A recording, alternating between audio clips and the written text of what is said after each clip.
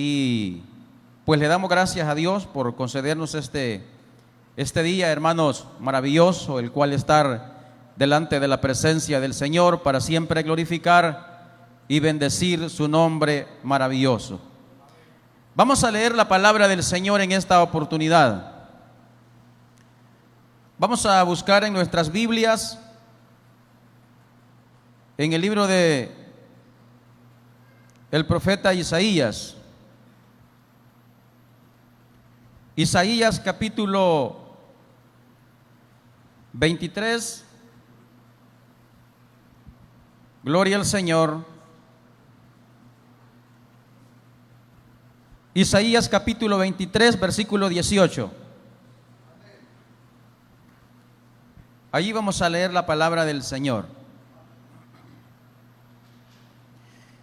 Vamos a leer este pasaje de la palabra del Señor en el nombre del Padre, del Hijo y del Espíritu Santo. Pero sus negocios y ganancias serán consagrados a Jehová. No se guardarán ni se atesorarán, porque sus ganancias serán para los que estuvieron delante de Jehová, para que coman hasta saciarse y vistan espléndidamente. Amén. Bien, pueden sentarse. Quiero titular el mensaje de esta mañana: el peor negocio de la vida. El peor negocio de la vida. Muy bien. Como usted sabe, mi estimado hermano, que todo aquel que hace negocios lo hace con el objetivo de obtener ganancias y no pérdidas. Ese es el objetivo principal. Como nos dice este versículo que hemos leído, las personas que hacen negocios lo hacen con el fin de poder vivir mejor, de poder comer bien y de vestirse bien. Nadie hace un negocio, hermanos, en la vida con el objetivo de vivir peor que como estamos viviendo. Nadie. Todos a la verdad queremos que nuestros negocios nos permitan elevar nuestra calidad de vida. Por eso es el afán y la preocupación cada día de poder salir, hermanos, cada quien a sus trabajos y en este caso a sus negocios, con el fin de obtener una remuneración que los pueda hacer vivir mejor en muchas áreas de nuestra vida. Pero en el mundo de los negocios, lastimosamente, no solamente se hacen negocios buenos, sino que también muchos de nosotros hemos hecho malos negocios. Malos negocios. Los negocios buenos generan buenas ganancias y los negocios malos producen pérdidas económicas de todo tipo. Yo creo que de los que estamos aquí, en más de alguna vez hemos hecho buenos negocios, pero en muchas ocasiones también hemos hecho malos negocios. Si no, venga a su memoria y acuérdese de aquel negocio que un día hizo que le fue bien y usted se regocijó, se alegró y dijo: hoy hice un buen negocio, me fue bien. Pero acuérdese también de aquella vez que hizo un negocio que le trajo pérdidas. Véngase a la memoria suya y acuérdese aquel negocio tan malo que hizo. que le fue mal y al final dijo, ¿y qué fue lo que hice? ¿En qué fallé? ¿Qué negocio tan pésimo que hice ahora? A muchos nos ha tocado esa situación así. Entonces, en el mundo de los negocios hay negocios buenos, pero también hay negocios malos que muchas veces, déjeme decirle, que nos han hecho llorar. Gloria al Señor. Que nos han hecho sufrir. Los negocios buenos generan ganancias, dije, pero los negocios malos producen pérdidas económicas, y no solo eso, de otro tipo también. Gloria al Señor. Pero bien, en esta mañana no voy a hablar, hermanos, acerca de los negocios que hacen los comerciantes y los hombres de negocio, sino de los negocios buenos y malos que hacemos con algo extremadamente valioso, el cual es, hermano, nuestra propia vida, nuestra propia espiritualidad. Gloria al Señor. Usted, como lector de la palabra de Dios y como lectora de la Biblia, podemos darnos cuenta que en la palabra de Dios encontramos ejemplos de personas que hicieron malos negocios, personas que hicieron negocios que al final a muchos de ellos les costó su propia vida por haber hecho un mal negocio. Veamos, hermano, por medio de la palabra de Dios, algunos ejemplos de algunos personajes que hicieron pésimos negocios. Quizás habrán muchos, pero vamos a ver solamente 3 de aquellos personajes que hicieron un muy mal negocio, que no tiraron bien sus medidas, que no calcularon, quizás eran inexpertos, pero que al final, por la razón que sea, por no meditar profundamente en lo que iban a hacer, hicieron un mal negocio para sus vidas.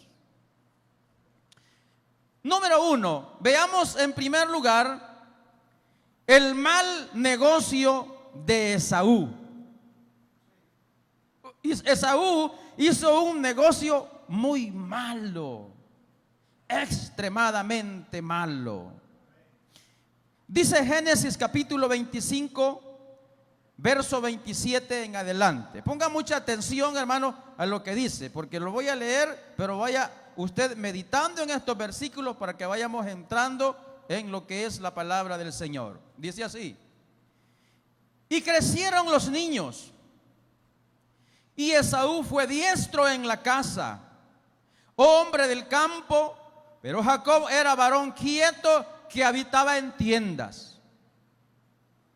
Y amó Isaac a Esaú porque comía de su casa, mas Rebeca amaba a Jacob. Y guisó Jacob un potaje, y volviendo Esaú del campo muy cansado, dijo a Jacob: te ruego que me des de comer de ese guiso rojo, pues estoy muy cansado. Por tanto fue llamado su nombre Edom.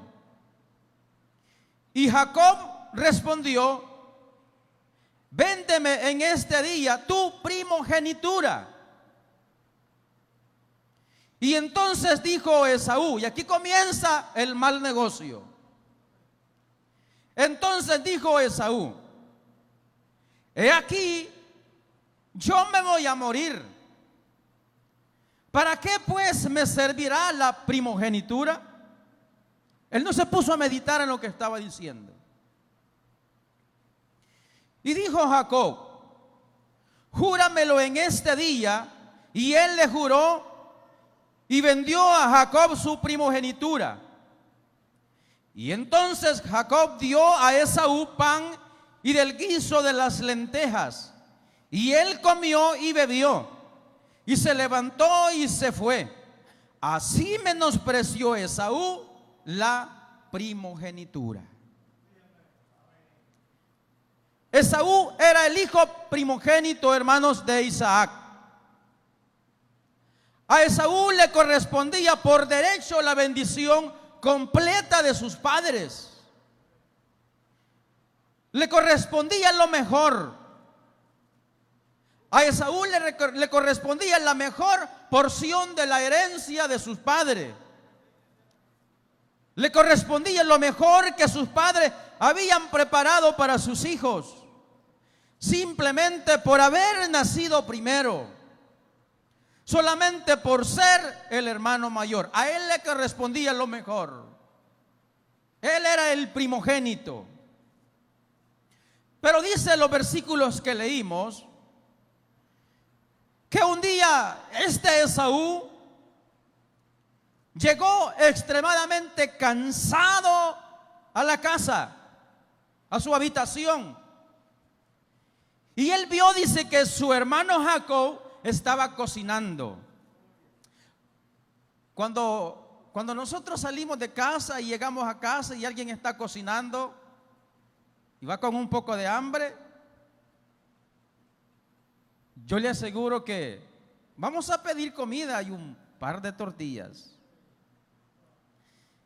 Esaú llegó a la casa, a su habitación, y vio que Jacob estaba haciendo un guiso de lentejas. Lentejas son frijoles, ya lo sabemos. Aunque los jóvenes de ahora casi no comen frijoles, ¿verdad? Mejor otra cosa. Antes se comían frijoles en el desayuno, frijoles en el almuerzo y frijoles en la cena. Y pues como no había otra cosa, había que entrarle. Pero hoy las cosas han cambiado. Hoy al niño le ponen un buen plato, le ponen un pedazo de pollo, le ponen un pedazo de queso y dice: yo no quiero eso, quiero una hamburguesa. Pero este Esaú llegó con hambre a la casa y vio que aquella sopa, aquel guiso estaba bueno. Pues iba con hambre, iba cansado. Y le dice a su hermano: ¿por qué no me das un poquito de ese guiso que estás cocinando? Y aquel, como era más listo, se le prendió el foco, se le alumbró la mente. Un día llegó bien cansado a la casa y vio que su hermano preparaba aquel guiso y lo miró bien delicioso y le pidió que le diera de comer. Y como leímos, su hermano Jacob, hermano, dice que era un tramposo y un engañador. Así dice la escritura. Y le propuso un negocio. Ojo, hermano, cuando usted va a hacer un negocio, tenga cuidado. Tengamos cuidado. Y dice que le propuso un negocio a su hermano. Y le dijo: te doy un plato de lentejas a cambio de tu primogenitura. Y se fue cuando aquel hombre dijo: ¿y para qué me va a servir la primogenitura a mí? De todas maneras, siempre me voy a morir, no la necesito. Y entonces le dice: está bien, pero le dice: júramelo, que esto quede escrito en piedra. Te doy un plato de lentejas a cambio de tu primogenitura. Y aquel dice que se comió aquel guiso y como si nada había pasado. De una manera tan tremenda vendió su bendición. Ahora bien, ¿será un buen negocio cambiar la herencia de sus padres? Una interrogante. ¿Será un buen negocio cambiar la bendición de los padres? Por supuesto, aquellos que tienen la gran dicha y la gran bendición de que sus padres les dejaron por lo menos un lugar donde vivir. Aquellos que tienen la gran dicha de que cuando sus padres ya no estén, los dejan por lo menos en una posición donde no se van a morir de hambre. Los que tienen esa gran dicha. Y los que no, sabrá Dios cómo vamos a hacer. Pero ¿será un buen negocio cambiar la herencia de los padres? ¿Será un buen negocio cambiar la tierra o el terreno que sus padres le dejaron? ¿Será un buen negocio cambiar quizás el ganado que le dejaron a sus hijos? ¿Será un buen negocio cambiar quizás la riqueza por un plato de lentejas, por un plato de frijoles? Por supuesto que no es un buen negocio. No lo es. Pero escuche bien lo que le voy a decir. Y si a alguien le queda, póngaselo. Pero han habido personas, hermano, tan cobardes para hacer negocios. Han habido personas que sus padres les dejaron una casa donde vivir y tuvieron, hermanos, la osadía de cambiarla por un carro. ¿Cree que ese es un buen negocio? Una casa cada día, hermanos, va subiendo de valor, tiene más plusvalía. Pero un vehículo cada día va perdiendo su valor. Usted va a sacar un vehículo nuevecito, vale $35,000. Póngalo en venta mañana si le van a dar lo mismo. Tal vez le ofrecen la mitad, si anda con suerte. Pero muchas personas, hermano, dentro y fuera de la iglesia, han hecho ese tipo de negocios. Cambiaron el solarcito que sus padres les dejó por un carro viejo. 4 meses, quizás 2 meses le duró y ¡pum! Lo chocaron, quedaron sin carro, que el hospital, todos quebrados y sin dónde vivir. Mire, un pésimo negocio. De esos hay muchos. Claro que no es un buen negocio cambiar la bendición de sus padres. No, en ningún momento. Esaú cambió y vendió la primogenitura por un plato de frijoles, por algo que no valía la pena. Ahora reflexionemos para nuestra vida. Muchos podemos reconocer que Esaú no solo hizo un pésimo negocio, sino, hermanos, que era un negocio totalmente ridículo. Así, en pocas palabras, era un negocio ridículo. Cambiar la bendición, hermanos, por un plato de comida. Cambiar la bendición de sus padres, cambiar la primogenitura, venderla, hermanos, por un plato de comida. ¿Cuánto podía valer un plato de comida en ese entonces? Si hace como unos 30 años atrás, quizás un buen plato de comida valía como una peseta. Ustedes saben qué es una peseta. Los jóvenes no saben qué es, vea. Bueno, Antonio dice reales, pero de eso sí ya no entiendo yo. Eran reales.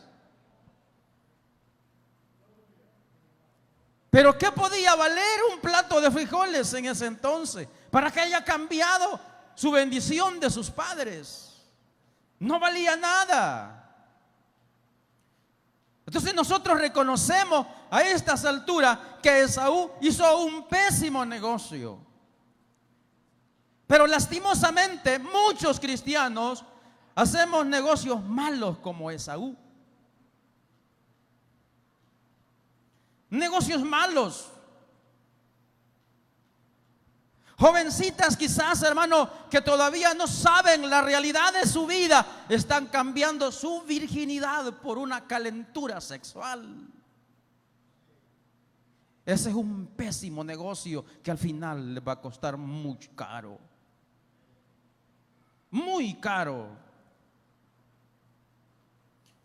Quizás mujeres casadas que entregan años de fidelidad, hermano, por un momento de sexo pecaminoso.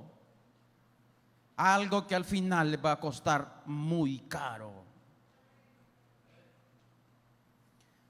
Hombres y mujeres, hermano, que entregan el ministerio que Dios les ha dado por un poco más de dólares. Ese es un pésimo negocio que al final les va a salir muy caro. Bendito sea el Señor. ¿Y qué obtiene una persona, hermanos, por un negocio como estos? ¿Cuál es el resultado de una persona cuando hace un negocio como el que hizo Esaú? Por supuesto que Esaú, después de esto, cuando se dio cuenta, él sintió vergüenza. ¿Qué es lo que siente una persona después que ha metido las patas, como decimos aquí? Siente vergüenza. Después de ser una persona que le ha servido al Señor, que quizás le ha cantado al Señor, que ha sido una buena pieza, y cuando se metió a lo profundo del mundo y cuando reacciona, anda como el avestruz. ¿Sabe cómo anda el avestruz? Porque le da vergüenza. Por un mal negocio que hizo. ¿Cuál es el resultado? Amargura. Amargura después de todo. ¿Cuál es el otro resultado? Abandono. Abandono, porque ya, hermano, cuesta volver a generar confianza otra vez en Dios y en los demás. ¿Por qué? Porque cuesta, hermano, para los cristianos llegar a un nivel espiritual medio aprobado por el Señor y derrumbarse y volver a estabilizarse otra vez. Es difícil o casi nunca se logra dar la medida que tuvo antes uno. Bendito sea Dios. Y entonces la persona se siente abandonada por los demás, porque anda un cargo de conciencia en su interior que no lo deja estar tranquilo o tranquila. Siente culpabilidad. Siente tristeza porque ya no tiene la solvencia moral ni espiritual de hacer lo que hacía antes. Y aunque Dios haya perdonado, porque Dios es tan misericordioso, pero esas heridas quedan en lo profundo del corazón. Bendito sea el Señor.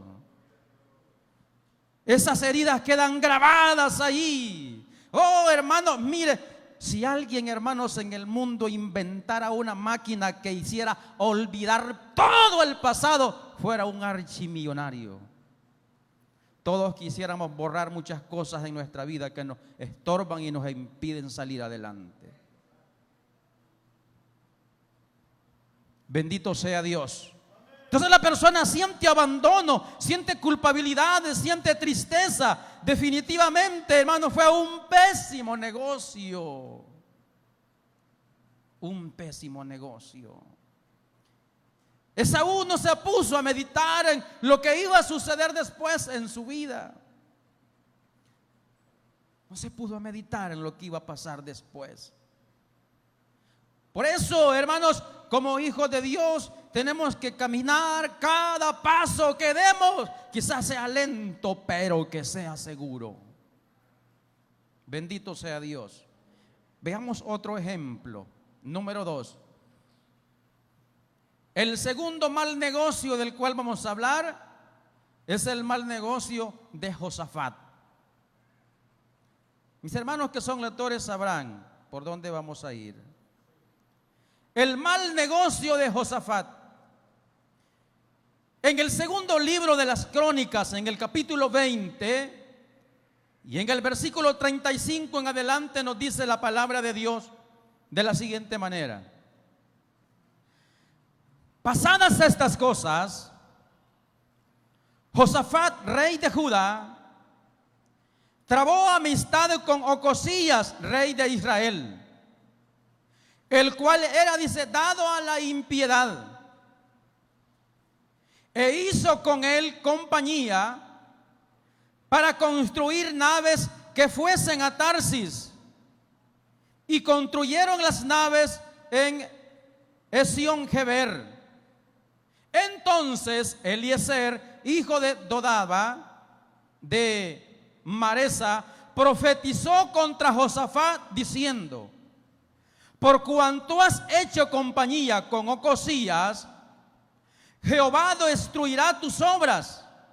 Y las naves se rompieron y no pudieron ir a Tarsis, por el hecho de que Josafat hizo alianza, hizo negocio malo con un hombre que cometía impiedad, con un impío, hermano, con un inconverso. Pues dice que Josafat fue, hermanos, un rey de Judá,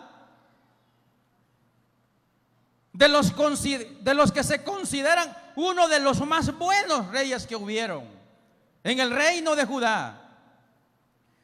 Un rey que buscaba a Dios.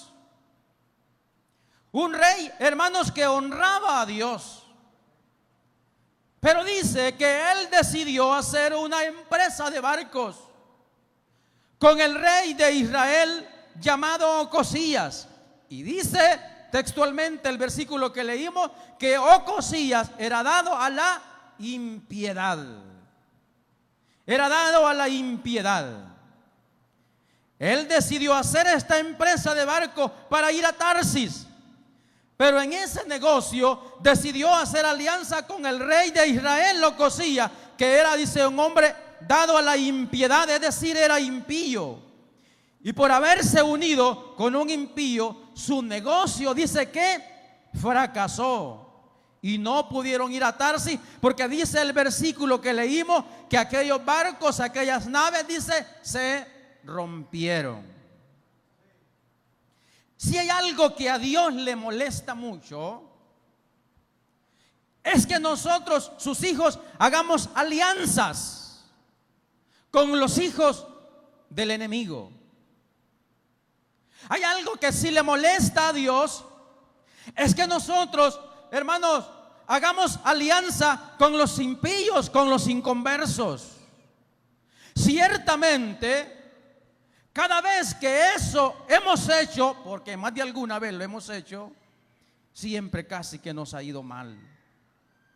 Y dice el versículo que leímos, que cuando todo estaba preparado según la mente de aquel rey, por supuesto todos lo tenían tramado, dijeron, el negocio está hecho. Pero Dios ya había advertido a aquel hombre que si hacía negocio con el rey de Israel, no le iba a ir bien. Y así sucedió. Le fue mal. La empresa ni había empezado a funcionar cuando había quebrado, cuando había ido a la miseria por haber desobedecido a la palabra del Señor. Muchos de nosotros pensamos que nos irá bien con nuestros planes cuando estamos uniéndonos con inconversos. Por supuesto que no nos irá bien cuando nosotros hacemos alianzas con personas que no quieren nada con Dios. Ese es un contraste tremendo, difícil. No nos irá bien a nosotros, a ninguno de los hijos de Dios, cuando pretendamos hacer alianza con los inconversos. Bendito sea el Señor. A los jovencitos y a las jóvenes no les irá bien si ustedes pretenden hacer una alianza de noviazgo o marital con una persona que no quiera nada de Dios. Estas palabras que les estoy diciendo, jóvenes, grábenselas en el corazón hoy, este día domingo 25 del mes de abril del 2021. Si usted no hace caso, me cuenta unos 10 años después o 5, si acaso. Porque no se puede hacer la iglesia o los hijos de Dios alianza con los inconversos que no quieren nada de Dios. No se puede. No podemos en ninguna manera dejarnos llevar por una cara hermosa, por una cara bonita, por unos sentimientos que son de abajo de la tierra. Primero tenemos que nosotros poner en prioridad son las cosas espirituales para que lo vaya bien en nuestra vida. Hay muchas personas que quizás estén acá adentro o quizás nos estén viendo, que quizás se les dijo esta palabra y muchos están arrepentidos y están diciendo: ¿por qué me casé con este viejo? ¿Por qué me casé con esta vieja? Hubiera hecho caso, no estuviera viviendo la amargura que estoy viviendo. Por eso siempre es necesario poner mucho cuidado a la palabra del Señor. Y sí, que no hay cosa más maravillosa cuando uno es obediente a lo que Dios nos dice. Nos va a ir bien. Bendito sea el Señor. Entonces, hermano, este hombre hizo mal negocio. Hacer alianza con los inconversos, a eso no le conviene a nadie. A nadie, a nadie, a nadie de la iglesia. A nadie. Pero hermanito, le puede decir: ¿y usted por qué anda de novio con ese que anda todo greñudo? Él va a cambiar. Ella va a cambiar, ella se va a convertir. ¿Cómo sabe usted? ¿Cómo sabemos que en verdad va a ser así? No podemos hacer alianza con los inconversos. En 2 de Corintios capítulo 6 versículo 14, ¿cómo dice la palabra de Dios? No os unáis en yugo desigual con los incrédulos. ¿Y usted cree que esta palabra está aquí solo por llenar un espacio? No. Esta palabra es para que la pongamos en obra. De lo contrario, si no la ponemos en obra, nos va a ir mal. No va a ir mal. El cristiano no tiene que hacer ninguna alianza con los inconversos. No, en ninguna manera. ¿Cuántas personas que así lo han hecho, hermano, hasta este día se están lamentando? Se están lamentando por no haber puesto, hermano, por obra en práctica lo que la palabra del Señor un día les advirtió. Lo que la palabra un día les advirtió. Entonces no podemos, hermanos, meditemos muy bien en las cosas que vamos a hacer. No nos dejemos llevar por los impulsos de la vida terrenal. La vida de nosotros es más que los pensamientos de la carne. La vida del creyente es más que los sentimientos humanos. La vida del ser humano es más que aquellas cosas que nos pueden atraer, que nosotros pensamos que pueden hacer bueno para nosotros. La vida cristiana es más que eso. No os unáis en yugo desigual con los incrédulos, dice el Señor, hermanos, a través del apóstol Pablo. No os unáis en yugo desigual a los incrédulos. Número 3. El tercer mal negocio que encontramos, o que por lo menos encontré, es el mal negocio que hizo Judas. El mal negocio que hizo Judas. Dice la palabra del Señor en el Evangelio de Mateo capítulo 26 versículo 14 en adelante. Entonces uno de los 12, que se llamaba Judas Iscariote, fue a los principales sacerdotes y les dijo, mire cómo les dijo: ¿qué queréis dar? Y yo os entregaré. Y ellos le asignaron 30 piezas de plata. Y desde entonces buscaba oportunidad para entregarle.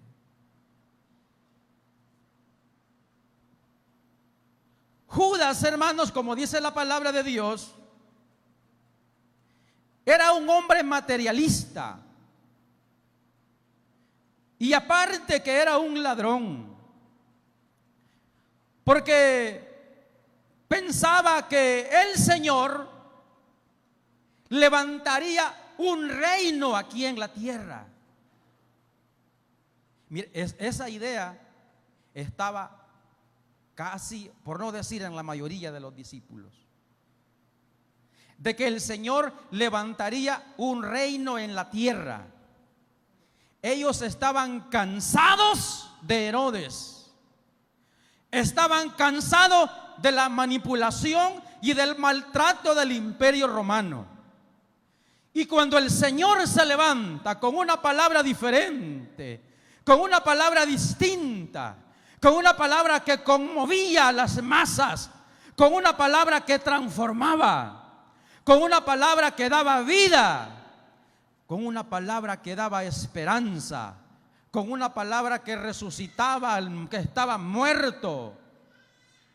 Entonces, cuando Jesús hace el llamado a sus discípulos, luego los instruye y los manda al camino, en la mente de ellos dijeron: este es el hombre que estamos esperando. Este es el hombre que va a ocupar la silla que tiene el rey Herodes. Este es el hombre que se va a sentar en el trono, el hombre que nos va a gobernar. Tiene palabras transformadoras y estando en la silla va a hacer cosas buenas. Pero ellos decían: nosotros vamos a ser sus manos derechas. Ahí va el interés del ser humano. Si él llega como rey, nosotros vamos a ser los ministros. Esa era la mentalidad de todos los discípulos, pero más de Judas. Ellos dijeron: cuando Jesús destrone al rey, él se va a sentar en la silla y nosotros vamos a gobernar con él. Mire, porque esos son los pensamientos siempre del ser humano: atesorar todo en la tierra, todo para la carne, todo para la vida terrenal. Y muchas veces nuestros ojos de la fe están dormidos. Cuando los discípulos, y principalmente Judas, empezaron a notar que el Señor estaba hablando de otra clase de reino, empezaron a escuchar que Jesús decía: es necesario que yo muera. Esas palabras ya no les gustó a los discípulos. Cuando el Señor decía: es necesario que yo vaya a la cruz, es necesario que yo padezca, es necesario que yo muera y resucite para darle vida a todo aquel que cree en mí. No que crea, que cree en mí. Entonces los discípulos ya empezaron a notar algo raro en el Señor. Y dijeron: ¿y de qué reino está hablando Jesús? ¿Se acuerda cuando el Señor ya había estado en aquella cruz? Ya había sido sepultado. Y uno de los discípulos dijeron: ¿y nosotros que creíamos? Y nosotros que creíamos que este era el que nos iba a salvar. Y miren, murió. Desconocían totalmente el misterio, hermanos, de la salvación. Cuando todos empezaron a notar que el Señor estaba hablando de un reino celestial y empezaron a escuchar que el Señor iba a morir, dijeron: ¿y para qué queremos una gente débil que va a morir? Nosotros queremos a alguien que se siente en el trono donde está Herodes y nos llame a nosotros como ministros. Y dijo a Judas: este hombre a mí no me sirve. Este hombre a mí no me sirve. Yo lo que quiero es que se vaya a sentar a destronar al rey Herodes y sea yo el mano derecha de él. Lo voy a vender, lo voy a cambiar, voy a hacer un negocio con los principales. Y se fue y les dijo: miren, ¿cuánto me ofrecen ustedes? Yo estoy dispuesto a entregarles a ese Jesús. A mí no me sirve. Y dice que aquellos hermanos, pues ellos estaban esperando una oportunidad así. Dice que le asignaron 30 piezas de plata. Y cuando Judas escuchó que le estaban ofreciendo 30 piezas de plata sin trabajar, desde entonces empezó a rebuscar: ¿en qué momento voy a entregar al Señor? ¿En qué momento voy a entregar a Jesús? De todos modos, a mí no me sirve este hombre. Yo ya noté que él no está hablando de lo que yo estoy pensando. Y se llegó el momento. Se llegó el momento cuando aquellos hombres llegaron, hermanos, y prendieron a Jesús. Y llegó Judas con un beso entregando al maestro. Judas dijo: el negocio está hecho, está consumado. Ya tengo mis 30 piezas de plata. Todo está terminado. Pero ¿qué dice la palabra del Señor? Al ver que Jesús no era lo que él pensaba, decidió hacer eso. Ese negocio que hizo Judas, lo único que le trajo fue culpabilidad, dolor, arrepentimiento y al final muerte. Dice Mateo capítulo 27, versículo 3 al 5. Entonces Judas, el que le había entregado, viendo que era condenado, devolvió arrepentido las 30 piezas de plata a los principales sacerdotes y a los ancianos, diciendo, muchas veces ya es tarde cuando uno se arrepiente, hermanos, diciendo: yo he pecado entregando sangre inocente. Mas ellos, es decir, los principales y los ancianos, le dijeron: ¿y a nosotros qué nos importa lo que vos estás diciendo hoy? Eso es lo que el diablo dice cuando uno, hermanos, se mete en un problema serio. El diablo lo que dice: ¿y a mí qué me importa? Porque muchas personas, hermanos, cuando muchas veces nosotros cometemos errores, es que el diablo fue el que tiene la culpa. Y muchas veces el diablo ni cuenta se da.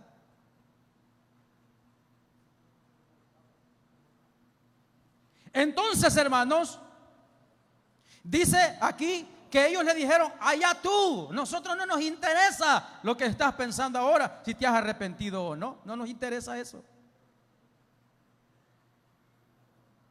Porque el diablo mal paga a quien bien le sirve. Eso fue lo mismo, hermanos, lo que hizo el enemigo allá en el huerto del Edén, cuando empezó a seducir a aquella pareja, hermanos, y cuando él logró el objetivo, lo dejó ahí en la cizaña de pecado y se fue y los dejó emproblemados con el Rey de Gloria. Y cuando el Dios viene a tratar con Adán: Adán, ¿dónde estás tú? Señor, es que tuve miedo, estoy escondido. ¿Y quién te dijo que estás desnudo? ¿Por qué siente eso? ¿Acaso desobedeciste la palabra que yo te dije? Entonces ahí, hermano, el diablo dejó emproblemado a Adán con Eva, y cuando ellos tuvieron que enfrentarse a Dios, el diablo ya no estaba ahí. No, porque él solo mete en el problema y se va. Hay que vea cómo hace, que vea Dios qué hace con él. En esta oportunidad, hermanos, le dijeron a Judas: a nosotros no nos interesa. Entonces viene, dice, y arrojó las 30 piezas de plata en el templo y salió y se fue y se ahorcó. Mire, un negocio tan malo, pero pésimo el negocio que hizo Judas. Pero ¿cuál sería la reflexión para nosotros? ¿Cómo nos hemos sentido nosotros cuando hemos cambiado al Señor por otras cosas?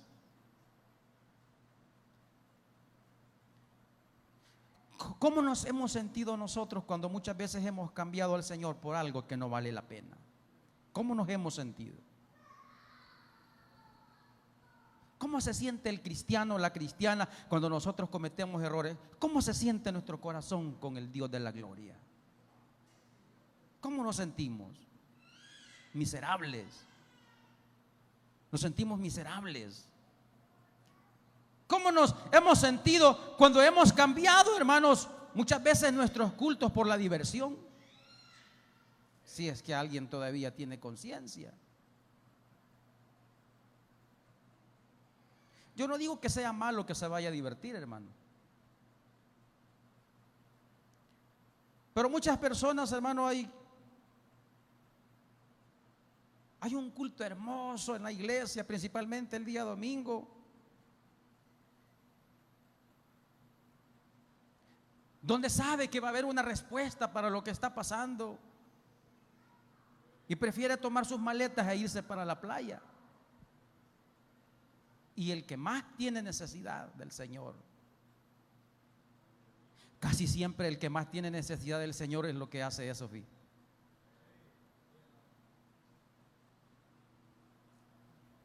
¿Cómo nosotros nos hemos sentido cuando hemos cambiado al Señor por otras cosas que no valen la pena? ¿Cómo nos hemos sentido cuando hemos cambiado muchas veces el ministerio por cualquier cosa? Porque muchas personas, hermanos, así les ha pasado, hombres y mujeres de ministerio, que han cambiado al Señor por cosas que no valen la pena. Un predicador, un cantante, una persona, un pastor, un ministro. Quizás ustedes no lo comprendan, pero los que nos paramos aquí podemos comprender cómo se puede sentir uno cuando pasa por un problema de esos. ¿Cómo puede sentir una persona que tantos años le ha servido al Señor y pasó una situación de eso? ¿Cómo puede sentirse indigno, miserable? ¿Cuál ha sido el fruto, hermano, de ese negocio? Nos hemos sentido miserables, indignos de volver. Nos hemos sentido con culpabilidad y arrepentimiento. Cuando eso ha pasado, hermano, por los ministros quizás, y han pasado momentos como esos. Por supuesto, ya dije, Dios tiene misericordia, Dios tiene perdón, Dios nos ama. Pero hay algo, hermanos, que en la mente y en el corazón de esa persona no lo deja estar tranquilo. Hay algo que le molesta allí porque anda esa herida. Y aunque Dios nos haya perdonado y haya hecho tantas cosas con nosotros, pero ese problema ya no depende de Dios, sino de lo que yo cometí, de aquello que yo hice, que bien pude haberlo evitado, bien pude haber dicho no. Si otras veces lo hice, ¿por qué hoy no lo hice? Bien pude haberme parado en la brecha y decir: Señor, yo soy un hijo tuyo. Aunque esté pasando problemas, pero yo puedo salir de esto. Aunque quizás en mi casa no me quiera, pero yo puedo salir de aquí, Señor, con tu ayuda. Aunque mi familia me abandone, pero yo puedo contigo. El problema es no rendirse. El problema es, hermano, dejar al Señor y no permitir que Dios sea el que obre en favor de nosotros. ¿Cuántas personas aquí quizás estén pasando momentos duros en su vida? Quizás personales, quizás maritales, quizás familiares, quizás con los amigos, quizás en el trabajo. ¿Cuántas personas quizás habemos con tantas dificultades aquí? Pero no por eso, hermano, nos vamos a ir donde está la boca del enemigo para que nos consuma. Es más, en medio de esta situación es que Dios quiere glorificarte. En medio de esta situación es que Dios quiera que nosotros nos formemos como buenos soldados del Señor. En momentos duros como estos es cuando el Señor nos va a forjar como verdaderos guerreros que el Señor tiene en esta tierra, en medio de la situación. Si nunca hubieran problemas en la vida, nunca supiéramos cuál es la verdadera esencia del poder glorioso de nuestro Señor Jesús. Y yo le aseguro que una vez hayamos pasado la prueba y superado la situación, usted va a decir: valió la pena esperar en el Señor, valió la pena confiar en el Rey, valió la pena soportar, valió la pena sufrir por la causa de Cristo. Hoy soy un vencedor, hoy soy una vencedora, hoy he salido adelante porque Dios nunca me abandonó. Con el Señor somos más que vencedores. Antes de cualquier circunstancia difícil que nos pueda hacer caer, debemos de meditar primeramente en poder vivir en paz con el Señor los restos de días que nos quedan por vivir. ¿Qué tanto nos faltará por vivir? Ya hemos recorrido lo más. Ya hemos recorrido lo más quizá, y no valdría la pena quedarse en el camino por algo que al final no valdrá la pena. Número 4. Entonces, ¿cuál es el mejor negocio que podemos hacer en nuestra vida? Dice Isaías capítulo 1, versículo 18. Venid luego, dice Jehová, y estemos a cuenta. Y mire, aquí no está hablando solamente al amigo. Venid luego, dice Jehová, y estemos a cuenta, porque quizás muchos no estamos a cuenta todavía con el Señor. Si vuestros pecados fueren como la grana, como la nieve, serán emblanquecidos. Si fueren rojos como el carmesí, vendrán a ser como blanca lana. El mejor negocio en la vida que nosotros podemos hacer es entregarle todas nuestras miserias al Señor. Quizás hayan cosas en la vida que no se las hemos cantado a Dios porque nos da pena. Pero déjeme decirle algo. Cuando usted y yo vengamos al Señor, contémosle a Él toda nuestra verdad, todo lo que nos pasa. Pues Él ya lo sabe, pero Él quiere oír de nuestras propias palabras.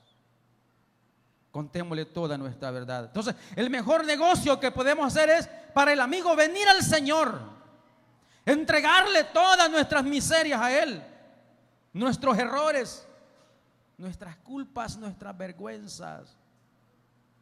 Porque cuando el ser humano, el cristiano, comete falta, hermano, después nos da vergüenza, nos da pena, nos sentimos avergonzados.